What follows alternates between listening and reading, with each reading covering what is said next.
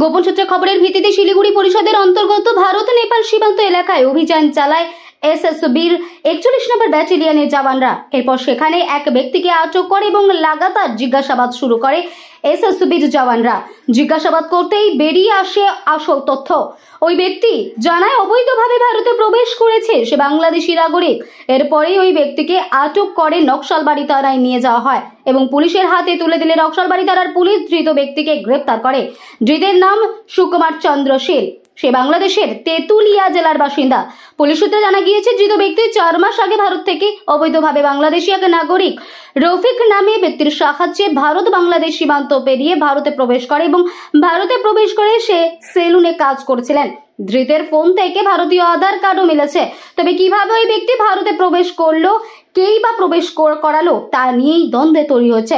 ইতিমধ্যেই গোটা ঘটনা তদন্ত শুরু করেছে এবং তদন্তে নেমেছে নকশালবাড়ি থানার পুলিশ এবং এসএসবির 41 নম্বর ব্যাটালিয়ন। বুধবার ধৃতকে শিলিগুড়ি মহকুমা আদালতে তোলা হবে। তবে একের পর এক বাংলাদেশি গ্রেপ্তারের ঘটনায় চিন্তার ভাঁজ বাড়ছে প্রশাসনিক আধিকারিকদের।